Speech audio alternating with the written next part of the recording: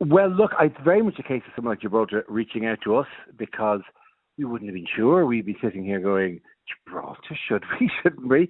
And then somebody said, no, we've got a cave here that you need to play. And if you can imagine, there's a perfect balance between how excited I was by the cave and how unexcited my sound engineer, tour manager, was by the cave. I said, please, Stalactites and Stalagmites are the perfect place to work out the delicate balance of sound. So and then I've spoken to another one, John Bishop and James Manford, all of whom have played the cave, as I will refer to repeatedly. I know it has a name, but I know said it was an experience not to be missed. And I mean, when you go to somewhere that you haven't performed before, do you do some research beforehand to say, oh, maybe I can sort of poke fun at this or make a commentary on that? Ideally, yes. I mean, like it's usually I try to get out the day before and have a bit of a scoop around and have a look at things. You know, that won't unfortunately happen here. I'll be over on the day of the first gig, but I suspect that a lot of it will be taken up talking about Gibraltar itself. And talking. I do a lot of talking to people as well. So I will base my impressions of Gibraltar entirely on whoever you have in the middle of the front row. So that's an unfortunate ambassador's role that they didn't take on themselves.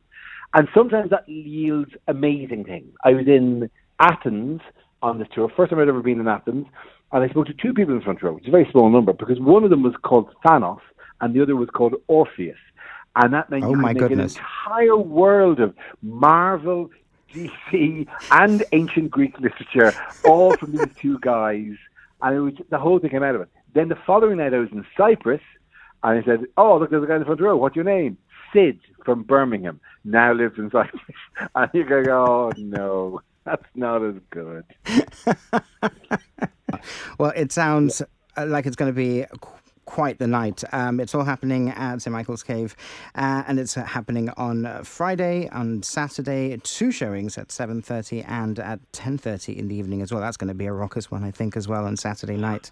It is, and the interesting thing is, and only a few people have pointed this out, that Ireland play New Zealand in a Rugby World Cup quarter-final sometime between show 1 and show 2. And I think that game, we might be holding that one now for 10 minutes. We need to see what happens at the end.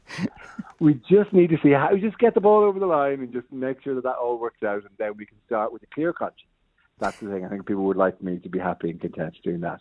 So, look, it's going to be fun. It's in a cave. I'm going to be talking. It's going to be silly. I'm looking forward to it enormously. First time there, so it'll be great.